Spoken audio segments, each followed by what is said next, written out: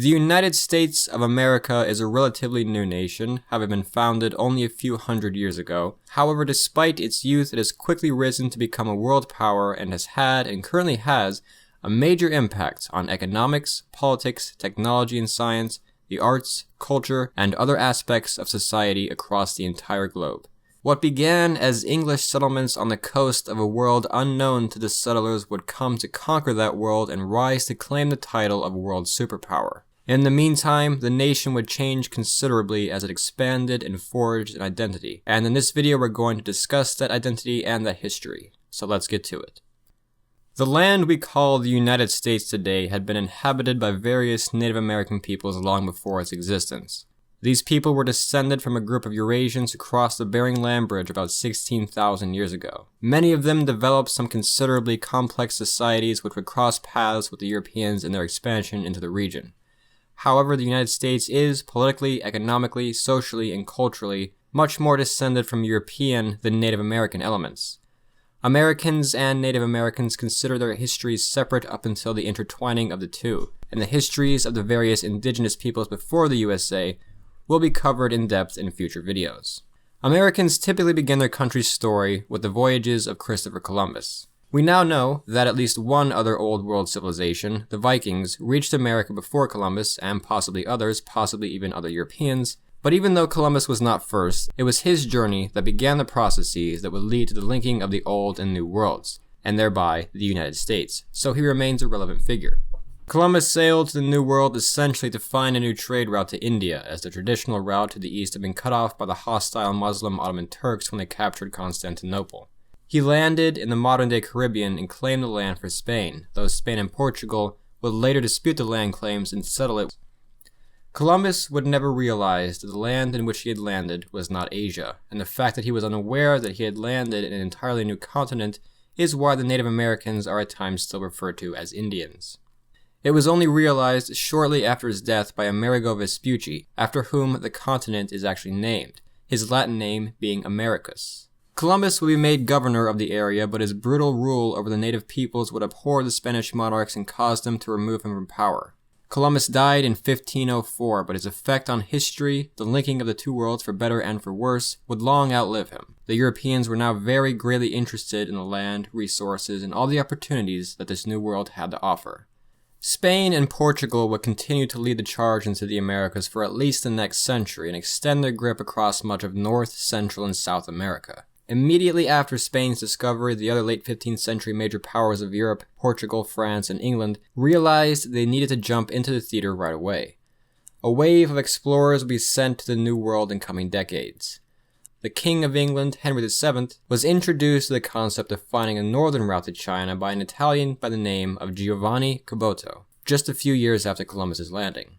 Giovanni, now living in England, would change his name to John Cabot. Henry would then decide to sponsor his voyage, and in 1497, Cabot departed westward. Eventually, he would land in what he assumed was likely China, but was in fact probably either Newfoundland or Nova Scotia. Cabot did not stay long on his voyage, and though he found evidence of human activity in the area, did not make contact with any of the Native Americans. After his voyages, records of Cabot's existence become less clear, though it's likely that he died shortly after, an unfitting end for someone who had now set the stage for English involvement in North America. Over the next century, multiple nations would attempt colonies in the modern-day United States, most of which would fail. The Americas were a land of great opportunity to the Europeans, but the cost of that opportunity was contending with disease, starvation, harsh weather, isolation from the homeworld, and hostile Native Americans who had inhabited the lands for millennia. As France began its colonization and exploration of America, which would later lead to the places now known as Quebec, Acadia, and Louisiana, England would make its first effort at a colony in modern-day North Carolina on an island known as Roanoke Island, named after the local native peoples. On March 25, 1584, Queen Elizabeth I gave Sir Walter Raleigh the right to organize a colony in North America which would serve to establish England's presence on the continent, generate commerce, and to construct a military base against their main enemies, the Spanish. One would be established on Roanoke. The colonist here would be the first Englishman to cultivate and bring back to England things like corn, potatoes, and tobacco. The first English child born in America, Virginia Dare, was born in this colony on August 18th. The granddaughter of the colony's leader, John White. 118 people lived in this colony. John White left to return to England, but when he came back to the colony after having been delayed for a few years, there was no trace of them. The colonists and most of the colony had vanished. White found no evidence of a struggle or a battle, and much of the settlement had been dismantled in what looked like a calmly and organized manner. All that White could find was the word Croatoan, carved on a tree. White was unable to search nearby islands because of weather, and to this day no one knows exactly what happened. The first English colonization of the New World was not only a failure, it was a mystery. The English had failed in their first attempt and other attempts, but would naturally try again. 17 years later, on May 14, 1607, the colony of Jamestown was founded in a land they'd come to call Virginia after the Virgin Queen Elizabeth.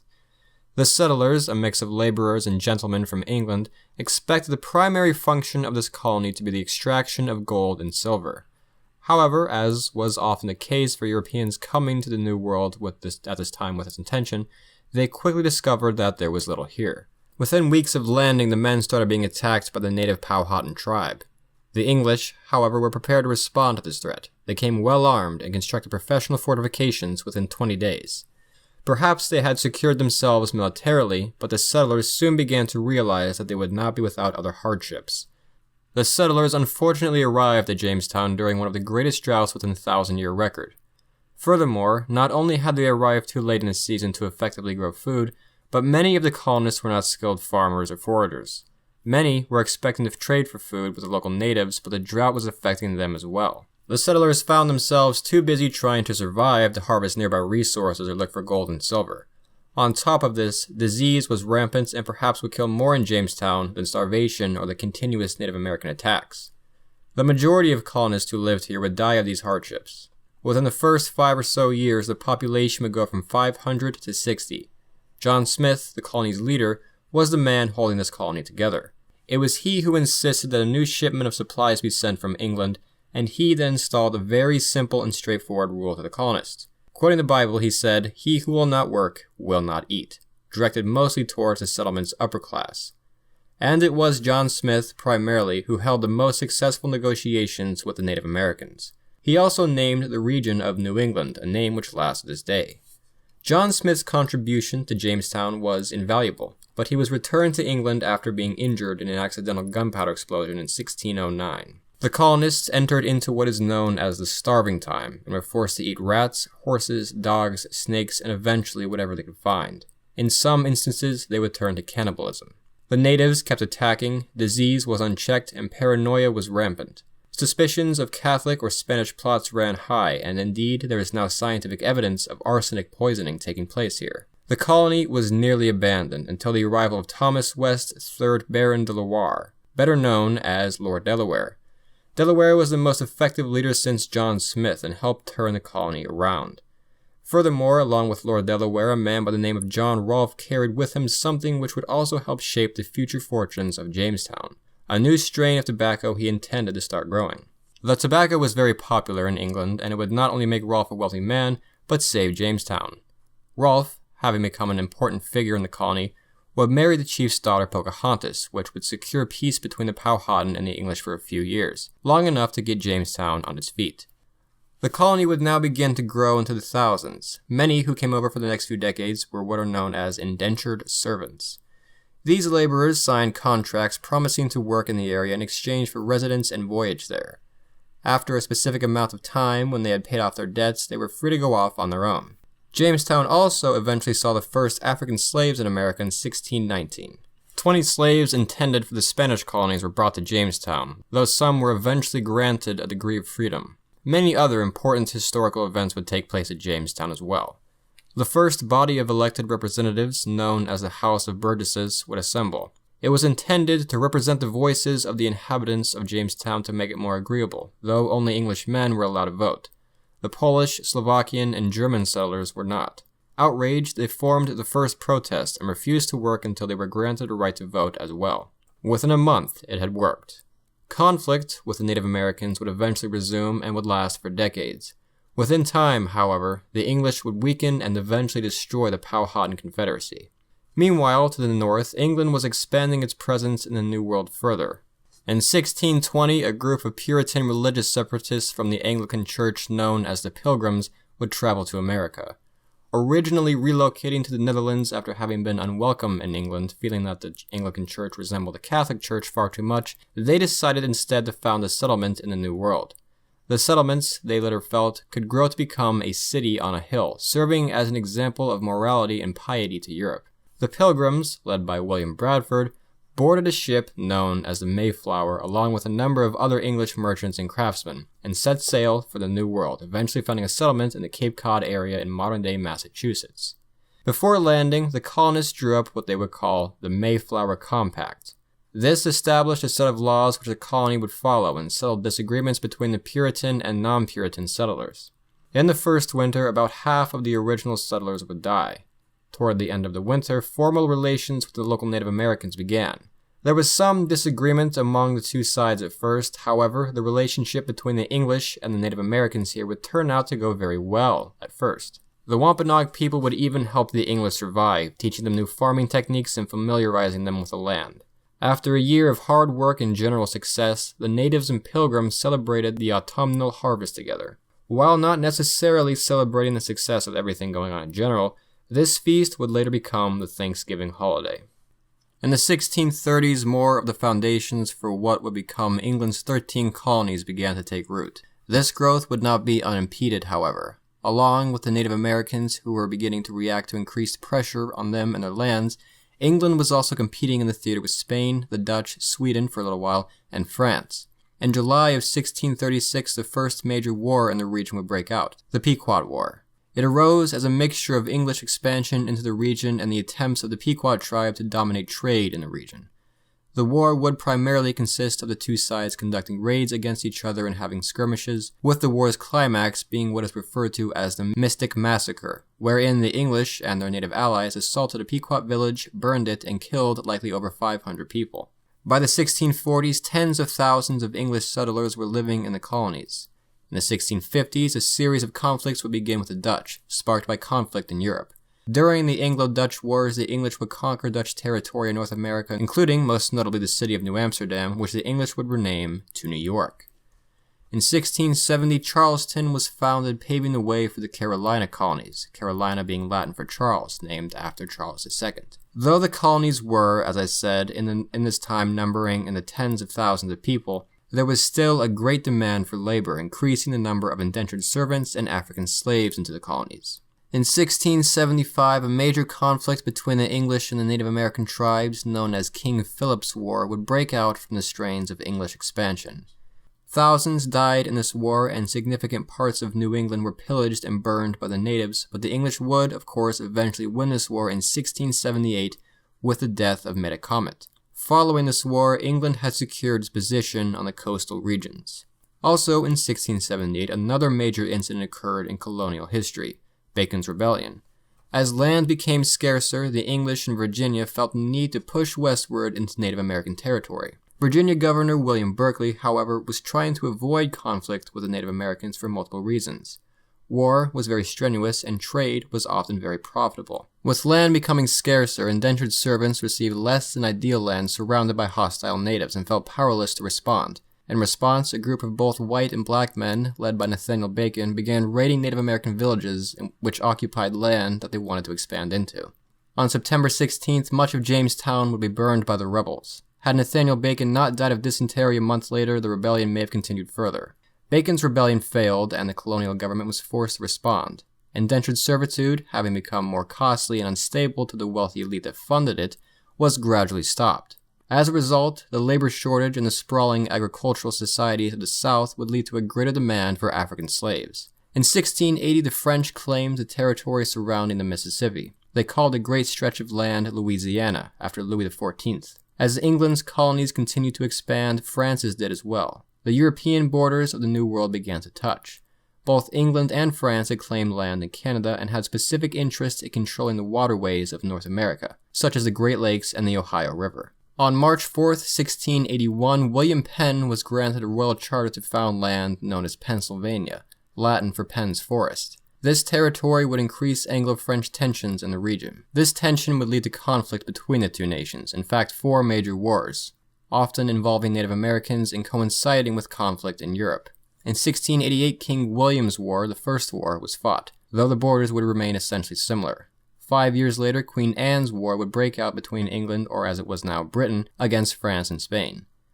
The war would last for 11 years until 1713, with Britain as a clear victor, gaining more territory. In 1740, King George's War broke out. This war saw a slight French military victory, though little territorial changes were really made. The colonies, particularly New England, however, would suffer great losses. The lack of resolutions toward any of the major problems here would lead to the final fourth major showdown between the colonies of Britain and France in North America in 1754, referred to in the United States as the French and Indian War. The war would settle the dispute between Britain and France and lay the foundations for the future of the continent. Britain and France were arguably evenly matched, but for different reasons. The population of the British colonies had grown to about 2 million, but from Louisiana to Canada, there were only about 60,000 French Canadians. The French, however, still had a very strong emphasis on military in the region. Furthermore, the French had done better at maintaining peaceful relations with the Native Americans than the British, and accordingly, most native tribes involved would side with the French, with the exception of tribes such as the Iroquois. The war would break out over territorial disputes around, basically, the Great Lakes and the Ohio River, with particular emphasis on the Ohio country here. When a 21-year-old British officer from Virginia named George Washington engaged a company of French forces in a small skirmish called the Battle of Jumonville Glen, war broke out. During this war, the colonies would meet as one for the first time at something known as the Albany Congress, wherein a 48-year-old polymath named Benjamin Franklin would suggest a common defense of the colonies. For the first 4 years of the war, the French were consistently winning against the British. In 1758, however, the tide of war changed, when General John Forbes led the Forbes expedition with the intended goal of winning 3 specific victories, established by the British Secretary of State William Pitt, after whom the city of Pittsburgh is named. He would succeed at 2, driving the French from Fort Duquesne in the Ohio Valley and Louisbourg in Nova Scotia. The third invasion would fail with the Battle of Carillon, in which around 3,000 French troops defeated 18,000 British. Throughout the rest of the war, however, the British would begin to consistently win over the French. In 1760, when General James Wolfe would die during his victorious assault on the French at the Battle of the Plains of Abraham, the British would occupy Quebec City, which essentially allowed them to capitulate the rest of Canada. Though the war would continue for 3 more years into 1763, the main portion of it had ended with the Battle of the Plains of Abraham. The war ended with the Treaty of Paris officially that year, and in that treaty the French chose to retain their more profitable Caribbean colonies over disputing their holdings in North America. Britain would claim the rest of Canada and the Ohio region, and France's Louisiana territory would be given to Spain as compensation for the loss of Florida. Britain was now essentially the unchallenged power in North America, though this position came at a cost. The British had nearly doubled their national debt and had to increase taxes across the empire, including in the North American colonies, which would later lead to complications in relations with the colonies. Following the French and Indian War, Pontiac's Rebellion would take place, a reaction to pressure now felt by the natives from British expansion. Thousands of British soldiers and colonists would be killed or displaced, but the natives would eventually be defeated, though policy regarding their subjugation was lightened following the rebellion. Soon thereafter, the Royal Proclamation of 1763 forbade colonists from settling west of the Appalachian Mountains. The fact that colonists were not only forbidden from settling west of the Appalachians, but were in fact sometimes removed by the British military forcibly, would agitate the colonists further. The Royal Proclamation of 1763 would be among the first of several incidents over the coming decade that would lead to strain between the British and their 13 colonies which, hitherto, had enjoyed a higher degree of independence.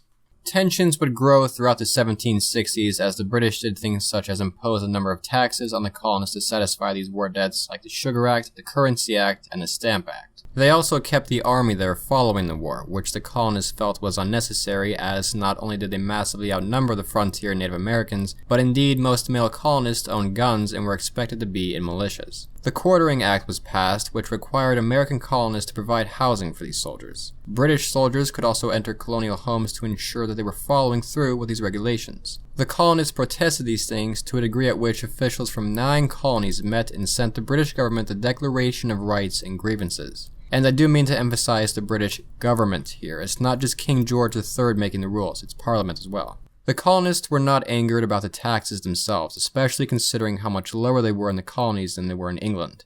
They were more angered by the fact that they had no say in these taxes. They had no representatives in Parliament, or as it's often called, they were mad about taxation without representation. Parliament actually does end up repealing the Stamp Act, but it's of little relief to the colonies because they passed the Declaratory Act and the Townshend Act soon thereafter, stating that the British Parliament had the same right to rule over the colonies as it did England, and placing indirect taxes on things like paper, tea, and glass. In the 1770s, protests became more intense. Things such as the Boston Massacre occurred, which wasn't really a massacre, it was an exaggeration of an incident in which British soldiers shot into a violent crowd that was deemed self-defense. 3 years later, in 1773, the Boston Tea Party occurred, an incident in which the Sons of Liberty disguised themselves as Native Americans and tossed an entire shipment of tea overboard in defiance of the British. After this, the British began to crack down even harder, and the colonies began to respond with even more defiance, and in 1774, it leads to something called the First Continental Congress. Attending this first Congress were men such as Patrick Henry, Samuel Adams, and John Adams. Now, this Congress did not assemble to start talking about independence. Very few people, in fact, even talked about independence until 1776. It assembled to decide what to do about an emerging conflict. Their initial goal was to try to reason with the British government, but that essentially failed. This would lead to the Second Continental Congress, in which other figures like Thomas Jefferson and George Washington entered the stage. The plan was still not initially to separate from the British Empire, but to try to demand further that the conditions be met by the British government, possibly even to organize the colonies into revolt. In the spring of 1775, however, when British soldiers attempted to seize weaponry from American patriots, the men resisted, leading to the battles of Lexington and Concord. The first shot was fired at these battles, often remembered as the shot heard around the world. The British would win the battles, but it would mark the beginning of an entire war. British forces began clashing with American militias. On June 15th, the Continental Congress officially adopted the Continental Army and put George Washington in charge of it. On July 5th, the colonists addressed the Olive Branch petition to King George III in an effort to avoid further escalation of war, but in August, when the proclamation for suppressing rebellion and sedition was issued following the Battle of Bunker Hill, stating that the colonies were in rebellion and would be subdued by force, hopes of achieving peace were greatly diminished. War would continue, and the Congress, and in fact the whole nation, gradually just began splitting from the British Empire more and more until on July 4th, 1776, the Continental Congress declared that the United States was an independent nation. It was now all or nothing. The British began sending large amounts of their own soldiers as well as hiring mercenaries from Hessia. British forces would capture New York from rebel forces and would cause Washington to retreat. With the British closing in, they felt they could win the war within a year, and American morale began to drop. However, on Christmas Day 1776, forces under General Washington surprise attacked the British and Hessian forces at the Battle of Trenton and won, which encouraged the rebels to keep going. The following year, the British would attempt to close in from the north in what's referred to as the Saratoga Campaign. Though they were repelled, it was costly, and American spirit dropped as Washington made camp for the winter in Valley Forge. The winter here was very hard on American troops, but an exiled Prussian officer, the Baron von Steuben, would be instrumental in training American troops in Prussian military tactics. Up to this point, much of the success of the American army was in guerrilla warfare, but on the open field, Washington was forced to contend with the fact that he was essentially sending militias up against a better trained and better equipped professional army. Interestingly, for unknown reasons, the British chose not to attack the American army at Valley Forge. Had they done so, it's very possible that the war could have ended. Following this winter, the rebel side received some aid. France, now having confidence in the rebels' abilities, openly allies itself with the United States. Spain and the Netherlands would also join the war, distracting Britain on other fronts. Now, allied nations being a part of the American Revolution are often only glanced over, or sometimes even, I hate to say, intentionally left out, but the reality is that without foreign help, especially from the French, the American Revolution probably would have failed. The American side needed the funding, the supplies, and the troops, especially on the seas, as the British at this time had the most powerful navy on Earth, and, as we shall see, in some instances, like the Battle of Yorktown, which we'll get to in a second, there are even more French soldiers than there are Americans. The war continued. In 1780, the British found success at Charleston, but were defeated in the north following the Battle of Springfield. On September 28, 1781, the Siege of Yorktown began. The siege would last for a month, but on October 19th, the combined American and French armies had defeated the British.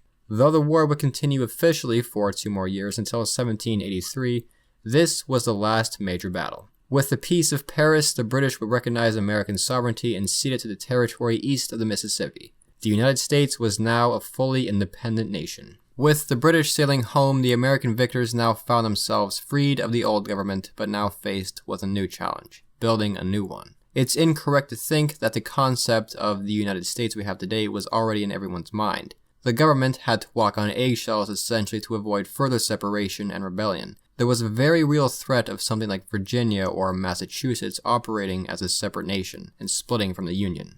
The period of 1783 to 1789 is often called the Confederation period, named so because the United States was still operating off the Articles of Confederation. The Articles of Confederation left the central government, which only consisted of a Congress, weak and without much power to levy taxes, organize trade, enforce laws, raise an army, etc. Most of the governing was left to the individual states. Essentially, we had the states, but they weren't fully the United States.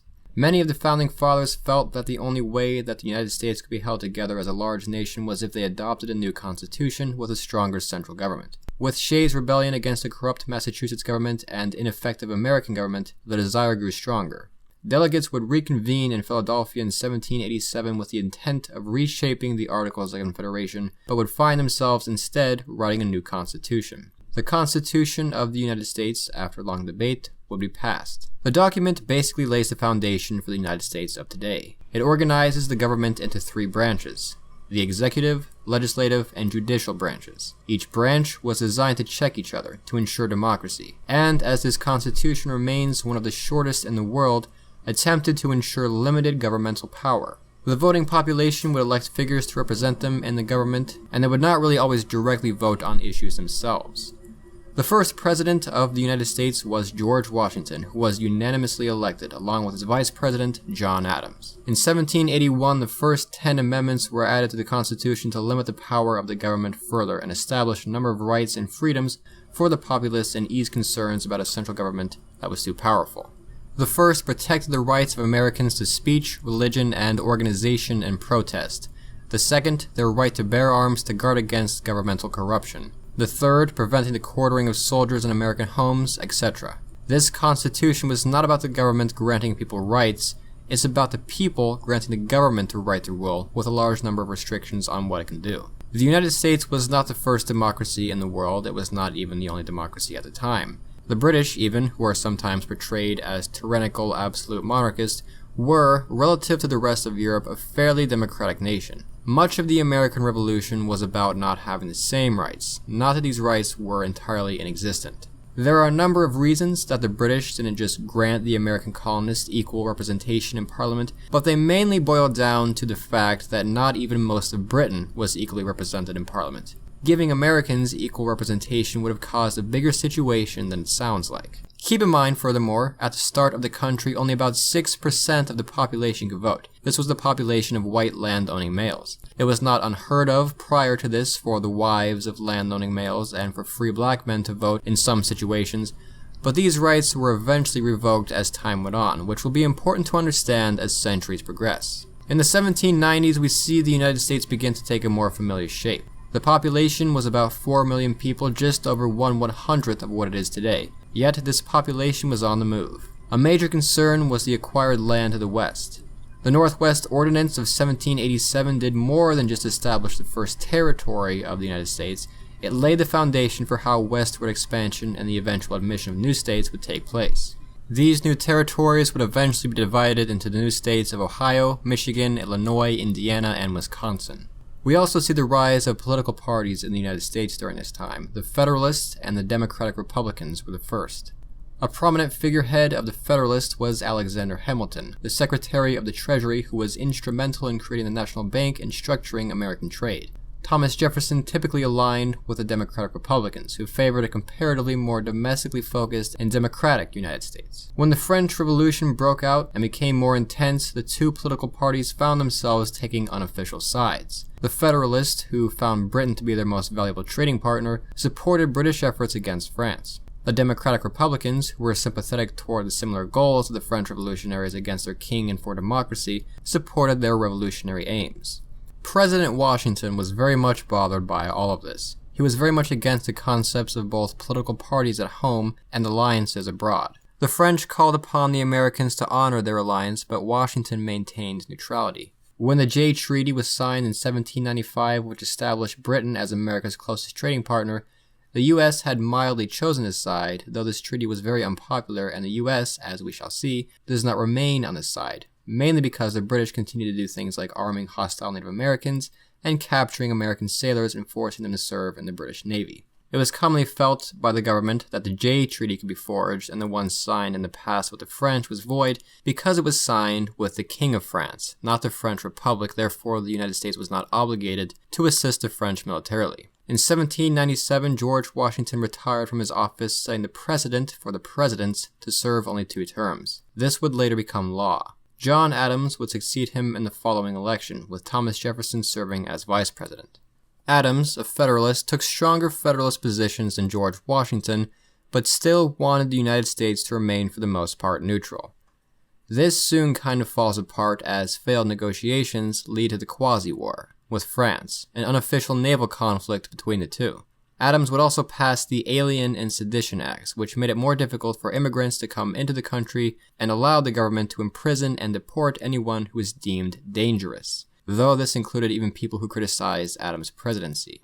The acts were quickly repealed, but it just goes to show that some concepts, like free speech, weren't firmly, indisputably entrenched in American politics or the concept of America yet. The Quasi-War would end when Napoleon, who was more reasonable than the French revolutionary government, came to power and negotiated peace with the American diplomats. There was popular support for war, but both the US and Napoleon's French Empire had many other things to worry about. In 1801, Thomas Jefferson was elected president, and he begins to start changing a few things around. Jefferson did not like the federal government, he did not like banks, he was a farmer from Virginia, and he was much more sympathetic to the aims of the majority of the American population who were farmers than the Federalists were. During his presidency, the northwest of the nation begins to take shape when Ohio becomes the 17th state in 1803. Much more significantly, Napoleon had recently reacquired Louisiana from Spain. However, when the French lost Haiti, Napoleon essentially felt that the rest of America was useless territory, and he sold it to Jefferson for a very cheap price, essentially purchasing what would become several future states from France for what would today be $300 million, or about $23 million a state, again by today's standards. President Jefferson later sent out an expedition led by men named Meriwether Lewis and William Clark to explore the American West and establish relations with major Native American tribes. They would succeed in doing much of this with the help of a Shoshone woman, Sacagawea, though they did not, of course, find the Northwest Passage, which they were also asked to look for. This, and Jefferson's speculation that mastodons could still live in the American West, just goes to show how little Americans knew of what was in the West. When James Madison became president in 1809, many of the problems and restraints with Britain still existed. The British were still capturing American sailors, harassing American ships, and arming Native Americans in the Northwest Territory, namely a confederation led by the Shawnee chief Tecumseh. In 1812, in retaliation to these offenses, the United States would declare war on Britain. The British were far too occupied by the Napoleonic Wars to at first launch a response, though they were able to, along with their native allies, hold off American expansion into Canada. The British would also attempt to blockade American trade and free and recruit many American slaves into their armies. The American army at this time was not an efficient fighting force.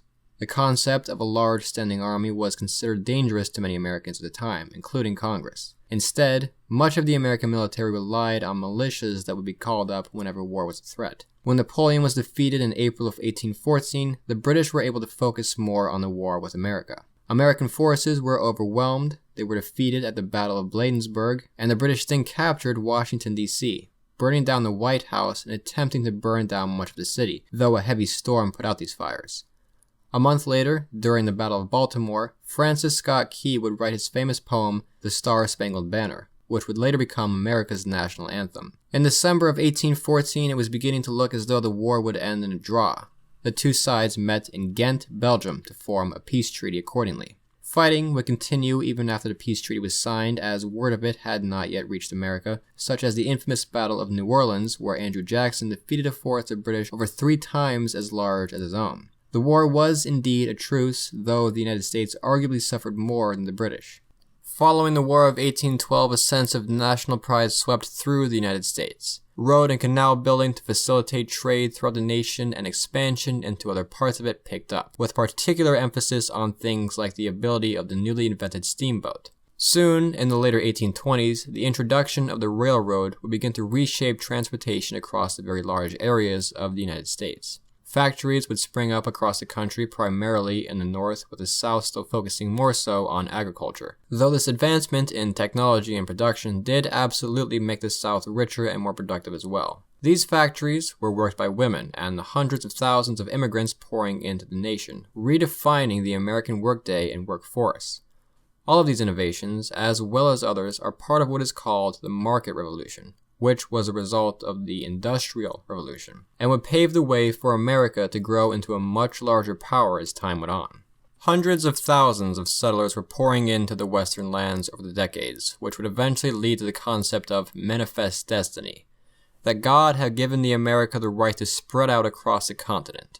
In 1823, we see something called the Monroe Doctrine, named after President John Monroe, essentially stating that the United States would not only prohibit future European colonization in lands that they had claimed, but in fact, the whole hemisphere would be safeguarded by the United States. The US was not actually militarily powerful enough to defend the entire Americas from multiple European powers. However, the British joined with them on this doctrine. This would mark the beginning of America coming out of isolation and perhaps sow the seeds for the later beginning of American imperialism, powered by, as we discussed, the Industrial Revolution, which was having great effects in this new, open country. In 1828, Andrew Jackson was elected president. Having had an essentially lifelong military history and having come from a poorer family, he was seen as relatable to the common man.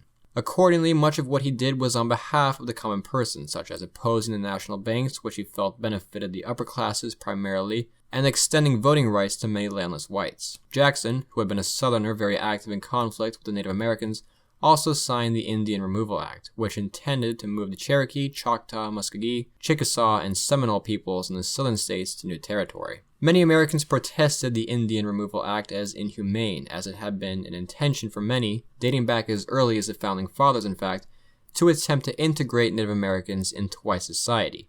But the government went forward with it, leading to what is remembered as the Trail of Tears, the path these natives followed on their forced relocation to modern-day Oklahoma, on which a quarter of them, or about 10,000 innocent people, would perish. The Seminole tribe in Florida specifically, however, would resist and would lead to the Second Seminole War and eventually the Third. The 1830s were a very busy time in America for other reasons as well. Along with political and industrial movements, social movements like the Second Great Awakening, a Protestant religious movement, swept through the nation, as well as a large number of movements calling for the abolition of slavery. Public schools would pop up in the North, however in the South people were skeptical of government education. Wars with the Native Americans continued. In 1835, Texas rose up from Mexico, directed by American settlers, and declared itself an independent nation. Only a decade later, the United States would admit Texas into the Union. The United States then laid their eyes on California, but the Mexican Empire still claimed both Texas and California, and the American invasion into the region would lead to the Mexican-American War. The war ended within 2 years when American forces captured Mexico City, an incorporated territory which now makes up much of the Southwest. Soon thereafter, the California Gold Rush would commence. By securing this territory, American territory now stretched from the Atlantic to the Pacific, in between the borders agreed to with Mexico and British Canada. The goals of manifest destiny, it seemed, were coming to fruition. However, an issue concerning these territories was whether or not slavery would be legal in them, and this was a matter of fierce debate. Originally, a line placed here divided territories that were to be established as slaveholding or free states. Typically, as one state on one side of the line was admitted to the Union, people on the other side would scramble to make a territory a state to keep a balance within Congress. At a time when new states were frequently being admitted into the Union, it was suggested that these new states decide for themselves whether or not they would be slaveholding. This leads to conflict, even actual fighting within these new states, Kansas specifically, in the 1850s. This conflict came at a time when, as I said, tension over slavery was growing. Books like Uncle Tom's Cabin began bringing the life of slavery to light, and John Brown's Slave Rebellion, which failed, sparked fears over further slave uprisings. In 1804, the Haitians had rebelled against their slave masters and tortured, killed, and expelled all whites from the island, even friendly ones, solidifying Southern opinion of abolition and the dangers they felt it posed. Yet in the North, it was commonly felt that a nation which held slaves could not be considered a truly free nation. One such Northerner was a man named Abraham Lincoln. His election to the presidency in 1860 with only 40% of the popular vote leads to the final fight over slavery, the Civil War. Out of the interest of preserving the Union, Lincoln stated he would not touch slavery in the places in which it already existed, though his intention to halt its expansion into the new territories of the nation were the final straw for the South, representing a threat to slavery as a whole. Before Lincoln even took office, South Carolina, Florida, Mississippi, Georgia, Alabama, Louisiana, and Texas seceded from the Union and formed the Confederate States of America. Georgia and South Carolina had hinted over the possibility of seceding from the Union since the Revolution. Now, the Union was falling apart. Conflict did not begin immediately, but when the South, under President Jefferson Davis, began demanding federal property in their territory, though offering to pay for it, the North refused. Accordingly, the South attacked the North-held Fort Sumter in South Carolina on April 12, 1860 war. Virginia, Arkansas, North Carolina, and Tennessee would subsequently join the South as well. The Civil War had begun. Both sides expected a very short war, though they each expected to win the war very quickly. The North was much more industrial, much more populated, had twice the railroads, and was better prepared for a war than the South was. The South, however, merely had to fight a defensive war and wear out Northern efforts to reclaim the territory. They furthermore felt that their agricultural wealth would cause foreign nations like Britain and France to support them, though of course the support did not come. The first major battle of the war was the First Battle of Bull Run, also known as the Battle of Manassas. The Confederate victory here would begin to foreshadow that the war would be longer than anticipated. The Union's strategy began with a failed attempt to capture the Confederate capital of Richmond, Virginia, and later evolved to cut off the South from outside trade, which meant blockading major trade ports and controlling the Mississippi. The war would soon be divided into Western and Eastern fronts. In 1862, former U.S. General Robert E. Lee would defect to the Confederate side. With a number of Confederate successes, especially in the East, the prospect of a Confederate victory was becoming more and more realistic for the first few years of the war. In 1863, however, things began to change.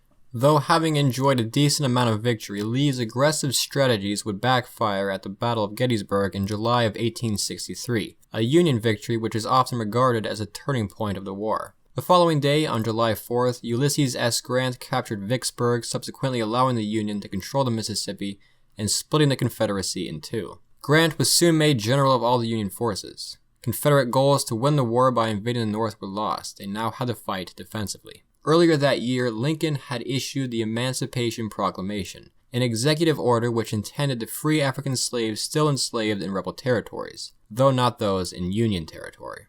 With the Confederates on the defensive, the Union strategy now was to exhaust Confederate supplies and pin them, to hasten the end of the war. A prime example of this was William Tecumseh Sherman's March to the Sea, which destroyed 1/5 of all farms in Georgia. The Confederates held out for as long as possible, but on April 9, 1865, General Robert E. Lee surrendered to General Grant at the Appomattox Courthouse in Virginia. The rest of the Confederacy would soon follow. The Civil War, with railroads, telegraphs, ironclad warships, and other technologies, is considered one of the first industrial wars, foreshadowing the destructiveness to come in future wars. Following the war, the South was left impoverished by prolonged conflict it was not fully able to sustain. The Civil War remains the deadliest war ever fought by Americans in American history, with around 700,000 deaths. A heavy price to pay, but following the war, many things changed. The 13th, 14th, and 15th Amendments were passed, which abolished slavery, settled the issues of African American citizenship, and extended the right to vote to blacks. But this was very much contested, especially in the South, as we will see. This furthermore secured the power of the federal government over the states and led to a stronger sense of unity in the country. Prior to this, people were more associated with their individual state than the nation as a whole. People even referred to the United States as a plural, e.g., the United States are moving their army, not moving its army. That changed following the Civil War. President Lincoln would not live to see these changes, however, or the official end of the war, as he was assassinated in Ford's Theater on April 14, 1865. He was, of course, in favor of these things, and while he is sometimes seen as the great emancipator, he, and many in the North, felt that slavery was wrong, but did not exactly see blacks as equals. Many Americans were not opposed to returning the former slaves to their nations of origin rather than deal with what they felt would be trouble from integrating blacks into white society, specifically to the country of Liberia, America's only colony in Africa, established in the 1820s as a home for freed African slaves before, now at this time an independent nation, however. Though most would, of course, remain in the United States. For more videos like this and videos on many other subjects, be sure to check out Fire of Learning and subscribe. Thank you for watching.